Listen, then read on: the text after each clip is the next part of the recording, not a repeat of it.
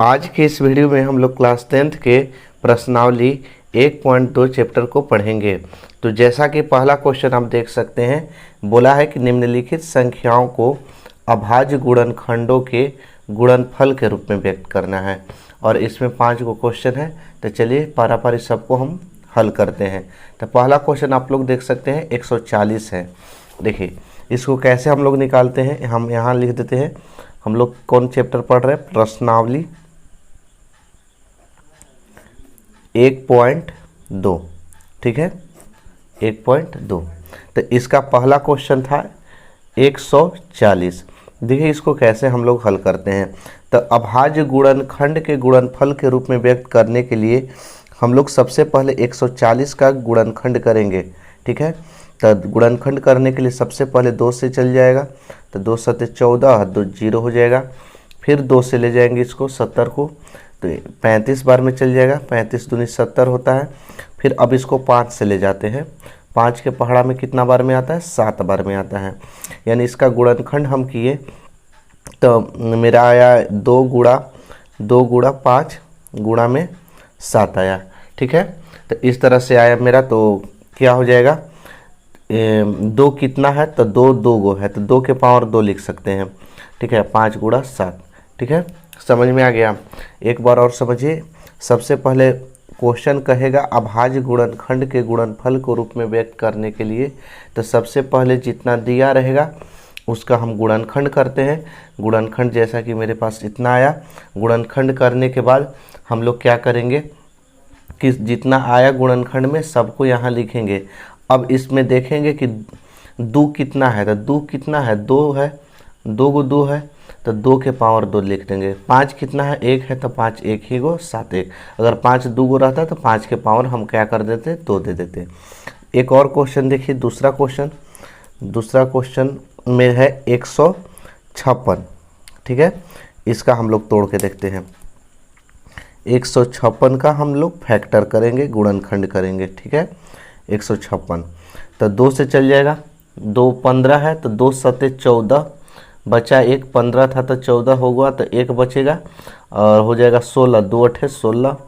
फिर 2 से चल जाएगा, 2 तिया 6, 1 बचेगा, 7 है तो 18 हो जाएगा, 2 9 18। फिर 3 से जाएगा, अब 3 से 13 तिया 39। अब किसी से भी नहीं जाएगा, यानी कि मेरा कितना आ गया? 2 आ गया, 2 3 और 13, 2 गुणा 2 गुणा 3 गुणा 13, ठीक है। तो इसको भी बताइए 2 कितना है? 2 2 गो है, तो 2 के पावर का लिखेंगे? 2 लिखेंगे, और गुणा में का लिखेंगे? 3 लिखेंगे, और गुणा में का लिखेंगे? 13 लिखेंगे। इस तरह से आपका आंसर हो गया, ठीक है। तीसरा क्वेश्चन को देखिए। तीसरा क्वेश्चन को हम लोग गुणनखंड करते हैं। तो कितना है? 38 25 है, ठीक है। देख लीजिए तीसरा क्वेश्चन में कितना है? 38 25, ठीक है। इसका हम लोग गुणनखंड कर देते हैं। इसका अगर हम लोग गुणनखंड करेंगे तो 38 25, देखिए तो सबसे पहले 2 से ले जाके देखेंगे, तो 2 से तो जाएगा नहीं। क्यों नहीं जाएगा? क्योंकि लास्ट में 5 है। तो 2 से ले जाने के लिए यहाँ अगर 0 2 4 6 8 यानी सम संख्या कोई हो तब ही 2 से जाता है, तो 2 से तो जाएगा नहीं। 3 से देखते हैं चल जा रहा है कि नहीं। तो 3 का रूल होता है सबको जोड़ के देखते हैं। 8 3 11, 11 और 2 कितना होता है? 13 होता है, 13 और 5 कितना होता है? 18 होता है। यानी 3 के पहाड़ा में 18 कट जाता है, 3 से चल जाएगा। 3 से एक बार में 3 एकम 3, 3 दूनी 6 होता है ना, 2 बार में चल जाएगा तो बचेगा 6, तो 2 बचेगा इसमें, तो 22 हो जाएगा। 3 सत्ता 21, 1 बचेगा, 3 पचे 15, ठीक है। फिर हम लोग इसको देखते हैं 3 से जा रहा है कि नहीं। 7 5 12, 2 14 15, 3 से चल जाएगा। 3 के पहाड़ा में 15 आता है, 3 चौके 12 और हो जाएगा 3 दूनी के 6, 1 बचेगा, 3 पचे 15। फिर से देखते हैं गिन जोड़कर कि जा रहा है कि नहीं। 5 और 2 7 4 11, देखिए अब 11 आ गया जोड़ने के बाद ना, तो 11 3 के पहाड़ा में तो आता नहीं है, 3 से अब नहीं जाएगा।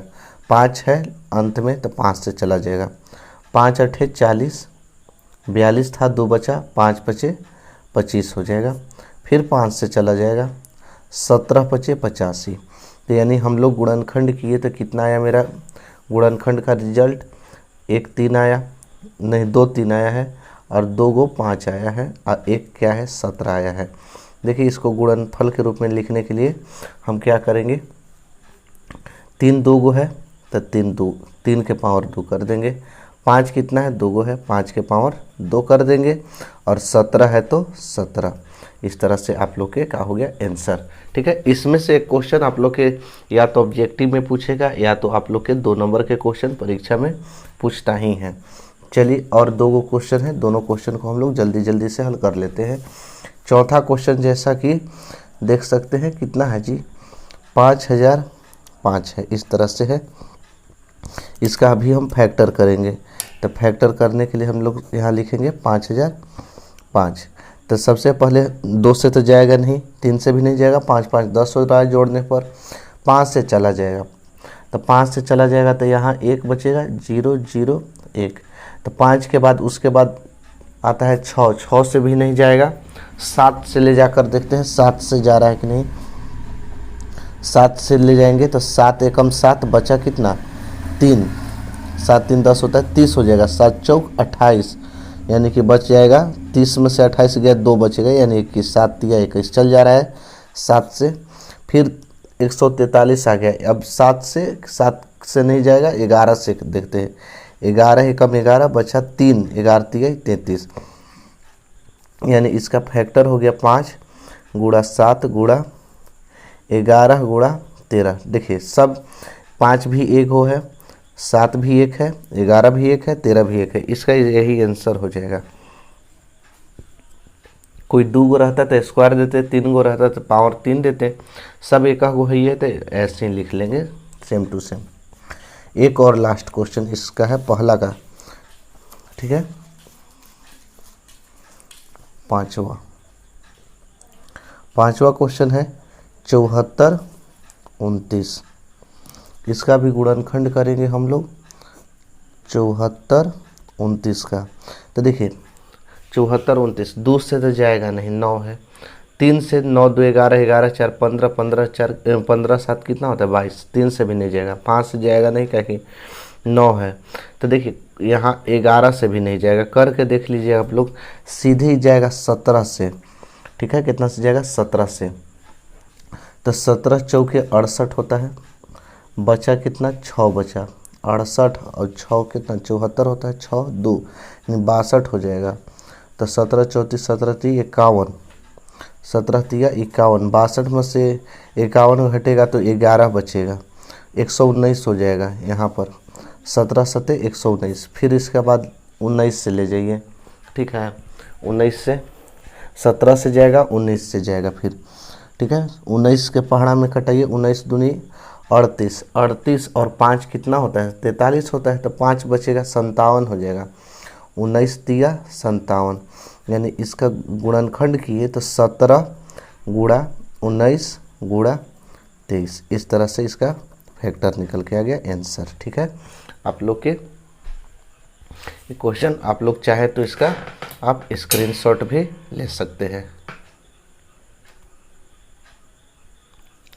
अब देखिए क्वेश्चन नंबर दूसरा क्वेश्चन में है कि पूर्णांकों के निम्नलिखित युग्मों के HCF यानी महत्तम और LCM ज्ञात कीजिए, लघुत्तम यानी कि मसा और लसा ज्ञात कीजिए और इसकी जांच कीजिए कि दो संख्याओं का गुणनफल बराबर HCF गुणे LCM है। पहले हमको क्या करना है, HCF और LCM ज्ञात करना है, और उसके बाद क्या करना है कि जांच करके देखना है कि दो संख्याओं का जो गुणनफल आता है वो HCF गुणे LCM के बराबर है कि नहीं। तो देखिए यहाँ से ध्यान से समझिए, पहला क्वेश्चन दिया है 26 और 91। चलिए इसका हम लोग पहले HCF और LCM ज्ञात करेंगे फिर जांच करेंगे। 26 और 91 था दूसरा के पहला क्वेश्चन, 26 और 91। इसको बनाने के लिए पहले 26 का हम गुणनखंड करेंगे, तो 26 का गुणनखंड करेंगे ऐसे, ठीक है, 2 से जाएगा, कितना बार में जाएगा जी 13 बार में जाएगा, 2 से कितना बार में, 13 बार में, तो यहाँ लिखेंगे 13। ठीक, अब नहीं जाएगा, चाहे 13 से ले जाइए, 13 से एक बार में, तो यानी 2 गुणा हो जाएगा 13। ठीक है, फिर इसके बाद किसका करना है, 91 का गुणनखंड करना है। तो 91 का करेंगे इधर, तो 7 से ले जाएंगे, 13 सते 91 और 13 एकम 13। ठीक है, तो 91 का किए तो कितना आ गया, 7 गुणा में 13 आ गया। देखिए ध्यान से समझिएगा, जो दोनों में मैच करे वो मेरा HCF होता है, जो दोनों में मिल जाए वो क्या होता है, HCF। तो दो को 13 13 मिल गया, तो दोनों में से एक को कोई लिखेंगे HCF का मान। ठीक है, तो यानी लिखेंगे HCF इक्वल टू 13। ठीक है, HCF इक्वल टू 13।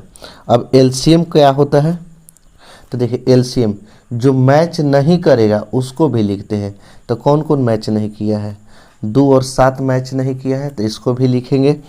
और 2 को 13 मैच कर दिया है ना, तो 2 को 13 में से 1 को 13 गुणा करेंगे,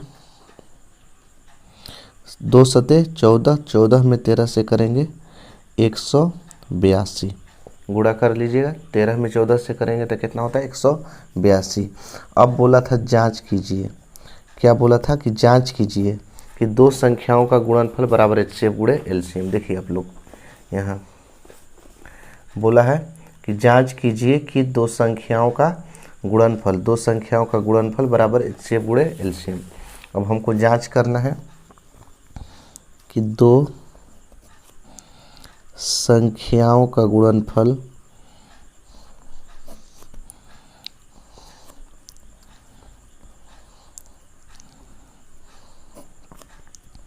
बराबर HCF गुणा LCM।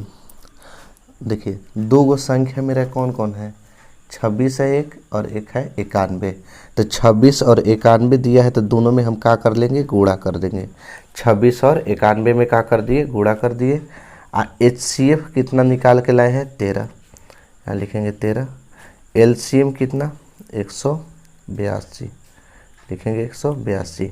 26 में 91 से गुणा करेंगे, तो 26 में देखिए 91 से गुणा करेंगे तो कितना हो जाएगा, 6, 2 और 9 54, 54 और 2 56, 9 2 18, 5 23, यानी कि कितना आ गया, 23 66।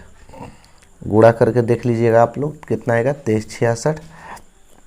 13 से कीजिए, 13 दूनी 26, 13 8 104, 104 और 2 6, हासिल 10 हो जाएगा, 13 कम 13 10 23। जांच किए तो क्या आ गया, बराबर आ गया। तो इस तरह से आप लोग के यही क्या होगा, आंसर होगा। ठीक है, आंसर यहाँ है, ये जांच है केवल। चलिए दूसरा का दूसरा क्वेश्चन देखिए, यही दूसरा का दूसरा क्वेश्चन पहला बना दिए, दूसरा में है 510 और 92 है। चलिए इसको हम लोग हल करते हैं। 510 और 92, यहाँ लिखेंगे 510 और 92। 510 का गुणनखंड करना है और 92 का गुणनखंड करना है।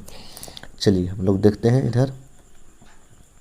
510 का गुणनखंड करेंगे, 2 से ले जाएंगे, 2 दूनी के कितना होता है, 4 होता है, 1 बचा, 11 हो गया, 2 बचे 10, फिर 1 बचेगा, 2 बचे 10, 3 से चल जाएगा, 5 5 10 दोबारा 3 से चल जाएगा, 3 8 24, 1 बचेगा, 3 बचे 15, फिर 5 से जाएगा 17 बार में, फिर 17 से 1 बार में लिख लीजिए। ठीक है, यानी 510 का गुणनखंड किए तो कितना कितना आ गया, आगे मेरा 2 गुणा 3 गुणा, यहाँ लिखेंगे 2 गुणा 3 गुणा 5 गुणा 17। ठीक है, इसी तरह से हम लोग 92 का करते हैं फैक्टर गुणनखंड। 2 से 2 चौके 8 बचा 1, 2 छके 12, फिर 2 से करेंगे, 2 दूनी 4, 2 तिहाई 6, फिर 23 से ले जाइए 1 बार में, तो इसका आ गया 2 गुणा 23। देखिए हम क्या बताए हैं, जो दोनों में मिल जाए ना तो वही HCF कहलाता है। तो दोनों में देखिए तो यह केवल 2 मिल रहा है ना, और कोई अंक बताइए जो दोनों में शामिल हो। तो दोनों में शामिल होने वाला कौन है, केवल अंक 2 है और कोई नहीं है। तो यानी HCF मेरा यहाँ जो हो जाएगा, HCF का मान वो क्या हो जाएगा, 2 हो जाएगा। HCF कितना हो जाएगा, 2। LCM के बारे में क्या बताए अभी कि जो मिलेगा दोनों में, जो दोनों में मिलेगा उसमें से एगो लिखते हैं, आज जो नहीं मिलेगा उस सबको लिख देते हैं। तो एजा से सीरियल नंबर से उठाइए, सबको लिखिए। तो 3 गुणा 5 गुणा 17 गुणा 2 गुणा 23, ठीक है। इसका आप लोग गुणा करिए तो कितना हो जाएगा, 3 दूना के 6 पचे 30, 30 दूना के 60, 60 17 में 6 से करेंगे तो कितना हो जाएगा, 60 में 112, 1120 होगा।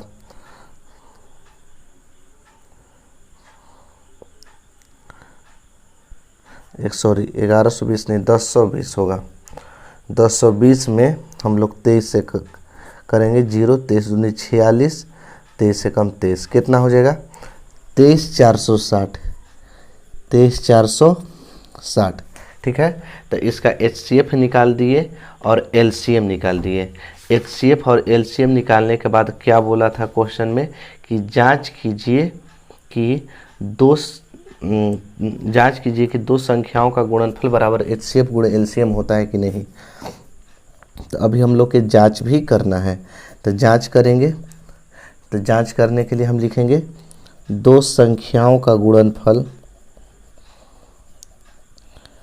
दो संख्याओं का गुणनफल बराबर HCF गुणा LCM। दो गो संख्या क्या है, 510 और क्या है 92। 510 गुणा में करेंगे 92 करेंगे बराबर HCF कितना है, 2 है, 2 लिखेंगे। LCM कितना है, 23460। चलिए गुणा करते हैं 510 में 92 से, तो 51 में पहले 92 से कर लेते हैं, 2 हो जाएगा, 5 दूनी के 10, 9 19 हो जाएगा, हासिल 1 9 5 45 और 1 46, यानी कि कितना हो जाएगा 46,920। और इसमें भी 2 से गुणा कर लेंगे तो 0, 6 दूनी के 12, 4 दूनी 8, 1 9, 3 दूना के 6 और 2 दूना के 4। देखिए दोनों एक समान आ गया, 46,920 इधर भी आ गया, 46,920 इधर भी आ गया। इस क्वेश्चन को अपने ही से बनाना है, जैसे दूसरा क्वेश्चन में पहला दूसरा बनाए ना, तीसरा क्वेश्चन को खुद से ट्राई करिएगा, बन जाएगा आप लोग से। चलिए हम लोग अब तीसरा क्वेश्चन को बनाते हैं। तीसरा में है अभाज्य गुणनखंड विधि द्वारा निम्नलिखित पूर्णांकों के HCF और LCM ज्ञात कीजिए। जैसा कि इसमें भी देख रहे हैं 3 क्वेश्चन हैं, तीनों ही हम बताएंगे। पहला क्वेश्चन है 12, 15 और 21, ठीक है। इसको पहले हम लोग हल कर लेते हैं। देखिएगा 12, 15 और 21, यहाँ से लिखेंगे 12। तीसरा क्वेश्चन बता रहे, तीसरा का वो भी पहला क्वेश्चन, 12, 15 है और क्या है 21 है, 21। सबसे पहले हम लोग क्या लिखेंगे, यहाँ 12 का फैक्टर करेंगे 2 से 6 बार में, 2 से 3 बार में। इसके बाद 15 का करेंगे 3 से 5 बार में, और फिर 21 का करेंगे 3 से 7 बार में। यहाँ लिखेंगे 12, 12 का कितना आया, 2 गुणा 3 आ गया। फिर 15 का 3 गुणा 5 आया। फिर 21 का 3 गुणा 7 आया, ठीक है। जो इसमें तीनों में मैच करेगा वही HCF कहलाएगा, ठीक है। तीनों में क्या मिल रहा है, तीनों में 3 मिल रहा है ना, देखिए तीनों में क्या मिल रहा है, 3 मिल रहा है। तो HCF यहाँ क्या हो जाएगा, 3 हो जाएगा। HCF कितना, 3। LCM के बारे में बताए हैं, जो नहीं मिलता है सबको लिखते हैं, जो मिलता है उसमें से एगो लिखते हैं। तो 3 तीनों में है तो एगो 3 लिख लीजिए पहले, और 2 2 5 7, 2 गुणा जो नहीं मिलता है सबको उठा के लिख देते हैं 5 7, ठीक है। तो इसका कितना हो जाएगा आंसर, 3 दूनी के 6 दूना 12 पचे 60 है, 60 में 7 से गुणा करेंगे 420, 20। ठीक है, इस तरह से इसका आंसर हो गया। समझ में आ गया? नहीं आया फिर से दूसरा क्वेश्चन को देखिए। दूसरा क्वेश्चन में है इसी का 17, 23 और 29। ठीक है, इसका भी गुणनखंड करेंगे 17, तो 17 कोई के पहाड़ा से नहीं कटेगा, तो 17 गुणा 1 लिख कर ये भी कर सकते हैं, 17 एकम 17। 23 में ये भी कर सकते हैं 23 गुणा 1, क्योंकि 23 भी किसी से पहाड़ा से नहीं कटेगा। 29 का क्या करेंगे, ये भी किसी पहाड़ा से नहीं कटेगा, तो 29 गुणा 1, क्योंकि एक ऐसा है जो किसी कोई को भी कटा सकता है। तो तीनों में कुछ नहीं तो एक मैच खा जा रहा है ना, तो जब तीनों में एक मिल रहा है तो इसका HCF का मान जो होगा वो क्या है, आएगा 1 आएगा। HCF कितना आएगा, 1 आएगा। LCM का मान कितना आएगा, तो LCM में क्या करेंगे, सब में कोई मैचे नहीं खा रहा है तो उस सब में क्या कर देंगे, गुणा कर देंगे। 17 गुणा 23 गुणा 29। अब यहाँ 1 लिखिए चाहे ना लिखिए, क्योंकि 1 से गुणा करेंगे तो वही संख्या आता है। अब हमको क्या करना है, तीनों में गुणा कर देना है। तो तीनों में गुणा करिएगा, तो गुणा करके देख लीजिएगा आपका आंसर आएगा 11,339 आता है। ठीक है, 11,339। अब चलिए तीसरा क्वेश्चन को देखते हैं। तीसरा क्वेश्चन जैसा कि आप लोग के है कि 8, 9 और 25। 8, 9 और कितना है, 25। तो देखिए इसमें भी गुणनखंड करेंगे। 8 का अगर हम गुणनखंड किए इस तरह से तोड़ेंगे तो 2 से 4 बार में टूटेगा, 2 से 2 बार में, फिर 2 से 1 बार में। इसी प्रकार 9 का अगर हम गुणनखंड करें तो 3 तिया 9, 3 एकम 3। 25 का हम गुणनखंड करेंगे, 5 पचे 25, 5 एकम 5। 8 का किए तो कितना 2 आ गया, 3 गो 2 आ गया। 9 का किए तो 2 गो 3 आ गया, और 25 का किए तो 2 गो 5 आ गया। ठीक है, इस तरह से। तो इसमें कोई भी चीज़ नहीं मिल रहा है, तो सब में 1 है ना जी, कुछ नहीं है तो क्या है, 1 है। तो जब तीनों में 1 मिल रहा है तो मेरा HCF का मान जो आएगा वो कितना आ जाएगा, 1 आ जाएगा।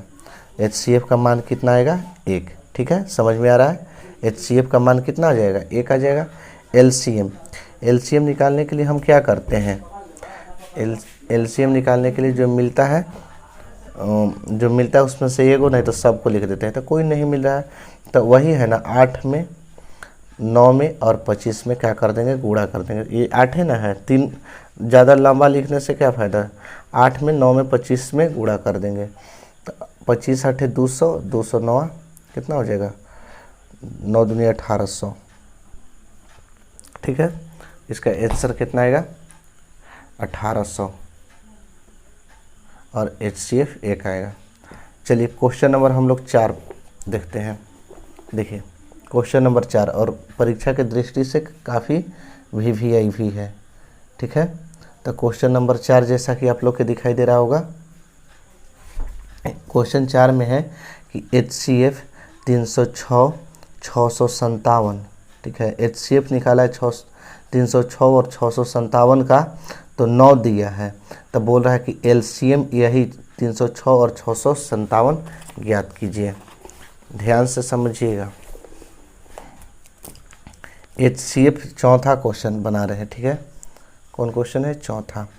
HCF 306 और 657 बराबर दे दिया गया था 9। कितना दिया था, 9। तो क्या पूछा था, LCM 306, 657 बराबर वाट। ठीक है, यही पूछा है ना। देखिए ध्यान से समझिए इसको। तो सबसे पहले हम लोग एक फार्मूला पीछे जांच में किए थे कि दो संख्याओं का गुणनफल, दो संख्याओं का गुणनफल बराबर क्या होता है, HCF गुणे LCM। LCM ठीक है, दो संख्याओं का गुणनफल यानी दोनों संख्या में गुणा करेंगे तो जितना HCF में गुणा करेंगे और जितना LCM में गुणा करेंगे दोनों क्या आएगा, बराबर आता है। तो दो संख्याओं का गुणनफल बराबर HCF गुणे LCM। दो गो संख्या है क्या, 306 है और 657 है, तो लिखेंगे 306 गुणा 657 बराबर HCF है ना, HCF के मान है कितना 9 है, फिर गुणा LCM है ना, LCM में तो निकालना है, तो LCM सेम टू सेम लिखेंगे। अब देखिएगा 306 गुणा में 657, 9 गुणा में है ना, इधर आएगा तो का में हो जाएगा, भागा में हो जाएगा, बराबर LCM। 9 से कटाइए, 9 सत्ते 63 बचा 2, 9 तिया 27, जब गुणा करिएगा ना ये दोनों में तो आएगा 22 33 8 बराबर LCM। ठीक है, इसलिए सजा के लिख दीजिए थोड़ा सा, LCM बराबर 22 33 8, 22 33 8। इस तरह से आप लोग के क्या हो गया आंसर। ठीक है, इसको भी यही है, परीक्षा की दृष्टि से काफ़ी भी यही है, 2 नंबर में क्वेश्चन पूछता है। चलिए अगले क्वेश्चन को देखते हैं। अगला क्वेश्चन जैसा कि आप लोग के दिखाई दे रहा होगा, अगला क्वेश्चन में है 5वां क्वेश्चन कि जांच कीजिए कि क्या किसी प्राकृतिक संख्या n के लिए संख्या 6 के पावर n है, अंक 0 पर समाप्त हो सकता है। ये बहुत से स्टूडेंट को नहीं आता है, तो देखिए इसको आज बढ़िया कंसेप्ट से बताएंगे और ध्यान से समझिएगा। बोल रहा था कि जांच कीजिए कि क्या किसी प्राकृतिक संख्या n के लिए 6 के पावर n अंक 0 पर समाप्त हो सकता है। देखिए अभी लिखना कुछ नहीं है, पहले समझ लीजिए तब लिखना है। 6 के पावर n क्या है, n is a natural number. Natural number का मतलब क्या होता है, हिंदी में इसको जानिए, प्राकृतिक संख्या होता है, प्राकृतिक संख्या। और जिसको प्राकृतिक संख्या भी नहीं पता है उसको बता दे कि गिनती की संख्या होती है, गिनती की संख्या को ही प्राकृतिक संख्या कहते हैं। तो गिनती अनंत तक होती है, गिनती की कोई सीमा नहीं होती है। तो ठीक है, n क्या है, प्राकृतिक संख्या है, गिनती की संख्या है। तो गिनती की संख्या 1 2 3 4 5 6 7 अनंत तक। तो अगर हम n के मान 1 बैठा के चले तो 6 एकम 6 हो गया। अगर n का मान हम 1 अब 2 बैठा के चले तो क्या हो गया, 6 छक 36। ठीक है, कहीं 0 आ रहा है, दिखाई दे रहा है नहीं ना। अब n के मान अगर हम 3 बैठा के चले तो 6 छक 36, छक्का हो जाएगा 216। देखिए अगर हम 4 बैठा के चले तो 216 छक्के कितना हो जाएगा, 16 छक 96 और 6 12, 1296 हो जाएगा, 1296। 6 के पावर 5 बैठा के चले तो 1296 में 6 से गुणा कीजिए, 6 छक 36, 9 छक 54 और 3 57 और 6 12 3 12 5 17 और 6 1 7, यानी कि इतना हो जाएगा 7 7 7 6। तो यानी 1 बैठाएंगे तो 6वें आया, 2 बैठाए तो 6वें आया, 3 लेके चले तो 6वें आया, 4 भी लेके चले तो 6वें आया।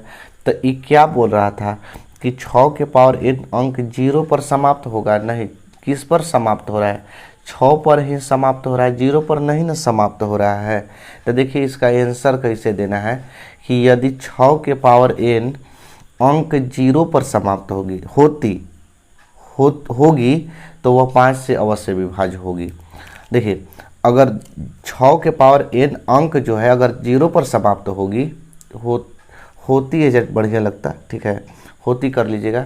यदि 6 के पावर n अंक 0 पर समाप्त होती तो वह 5 से अवश्य विभाज्य होती, क्योंकि अगर मान लेते हैं 0 पर समाप्त होती, मान लेते हैं 30 होती तो 5 से भागा लग जाता। तो क्योंकि 0 पर समाप्त होने के लिए देखिए 10 होना चाहिए, 10 में 2 और 5 होना चाहिए, तभी ना 0 पर समाप्त होगा।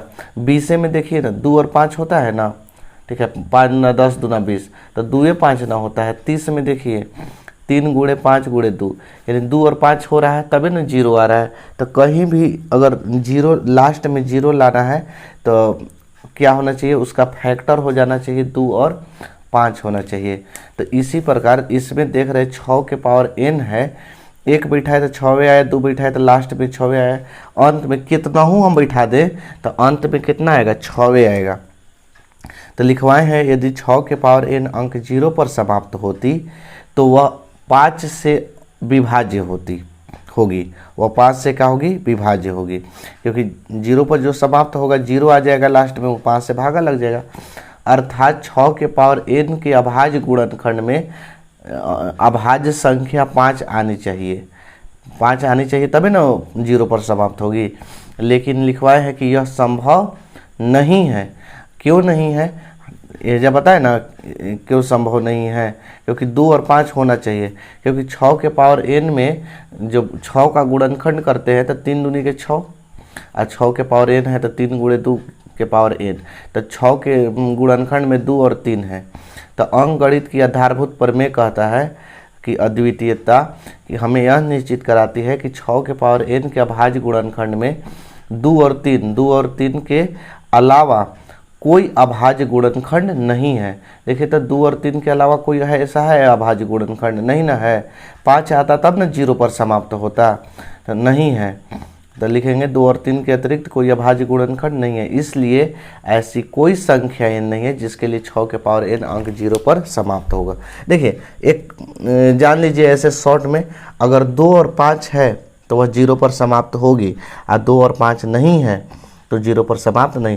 केवल अगर केवल सिंगल 2 ही है तब वो, अब 5 नहीं है तब वो 0 पर समाप्त नहीं होगी। अगर केवल 5 भी है और 2 नहीं है तो फिर भी 0 पर समाप्त नहीं होगी। ठीक है, समझ में आ गया। तो यानी कि 2 और 5 का रहना, क्योंकि 5 दूनी के 10, 0 आ जाएगा ना, तो 2 और 5 का रहना जरूरी है 0 पर समाप्त होने के लिए। तो आशा करते हैं क्वेश्चन समझ में आ गया होगा आपको बढ़िया तरीका से। अगला क्वेश्चन की ओर बढ़ते हैं। अगला क्वेश्चन में देख सकते हैं, कह रहा है व्याख्या कीजिए कि 7 गुणा 11 गुणा 13 प्लस 13 और 7 गुणा 6 गुणा 5 गुणा 4 गुणा 3 गुणा 2 गुणा 1 प्लस 5 भाज्य क्यों है। तो सबसे पहले हम लोग छठा क्वेश्चन नंबर डाल लेते हैं। पहले था 7 गुणा 11 गुणा 13 प्लस 13। ठीक, इसको हल करके देखते हैं। तो देखिए हम क्या करेंगे, 13 का कॉमन कर देंगे क्योंकि दोनों तरफ है। तो 7 ऐसे भी गुणा करके आप लोग बना सकते हैं। 7 गुणा 11 13 निकल गया, अब प्लस में 13 निकल गया तो क्या बचेगा, यहाँ 1 बचेगा। तो 13 गुणा 11 सते 77 और 1 जोड़ देंगे तो 78 हो जाएगा। गुणा करिए तो 78 में 13 से 78 में करेंगे तो 13 8 104 की 4 हाथ में हासिल हो जाएगा कितना, 10। 13 सते 91 और 10, 13 सते 91 और 10 101 हो जाएगा। यानी कि 10 14 क्या है, 10 14 भाज्य है कि अभाज्य है। तो भाज्य अभाज्य किसे कहते हैं, अभाज्य तो जो एक और स्वयं से भागा लगे। अभाज्य किसे कहते हैं, एक और स्वयं से तो भागा लग वही करे, बाकी कोई दूसरों अंक से भागा लग जाए। तो देखिए तो 10 14 में 2 से भी भागा लग जाएगा, 4 1 5 1 6 3 से भी भागा लग जाएगा, है कि नहीं। तो यानी लिखेंगे कि अतः ये भाज्य संख्याएं हैं, अतः ये भाज्य संख्याएं हैं। ठीक है, फिर इसी प्रकार था 7 गुणा 6 गुणा 5 गुणा 4 गुणा 3 गुणा 2 गुणा 1 प्लस 5। इसमें दोनों तरफ 5 का कॉमन है, निकाल देंगे। 7 गुणा 6 गुणा 4 गुणा 5 निकल गया तो 4 गुणा 3 गुणा 2 गुणा 1 प्लस में 5 निकल गया, तो 5 की जगह क्या बचेगा, 1 बचेगा। 7 6 42, 4 3 12, 12 9 24, 42 में 24 से गुणा कर 24 ने 48, 24 चौके 96 और 4 100, 96 4 100 हो जाएगा। तो यानी 108 प्लस 100 यहाँ 1009 हो जाएगा। तो 9 पचे 45, 10 पचे 50, 45 आएगा। तो क्या है, 5 से भागा लग जा रहा है। देखिए इसमें भी देखिए तो 5 से भागा लग जा रहा है। तो क्या लिखेंगे, अतः ये भाज्य संख्याएं हैं। भाज्य संख्या कोई दूसरों अंक से भाग लग जाए, अगर नहीं लगता तो या तो 1 से लगता है या तो स्वयं से लगता है, तो यह भाज्य हो जाता है। बाकी 5 से भी लग जा रहा है एकरा में, तो अतः ये क्या है, भाज्य संख्याएं हैं। ठीक है, समझ में आ गया। आगे देखिए अगला क्वेश्चन में है, कि किसी खेल के मैदान के चारों ओर एक वृत्ताकार पथ है। इस मैदान के एक चक्कर लगाने में सोनिया को 18 मिनट लगता है, जबकि इसी मैदान को एक चक्कर लगाने में रवि को 12 मिनट लगते हैं। मान लीजिए कि वे दोनों एक ही स्थान और एक ही समय पर चलना प्रारंभ करके एक ही दिशा में चलते हैं, तो कितने समय के बाद पुनः वे प्रारंभिक स्थान पर मिलेंगे। तो यहाँ लिखेंगे सबसे पहले सोनिया को कितना लगता है 18 मिनट ना, तो लिखेंगे वृत्ताकार पथ पर एक चक्कर लगाने में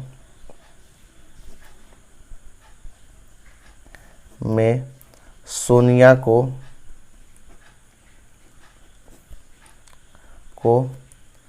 लगा समय बराबर 18 मिनट, जबकि रवि को लगा समय,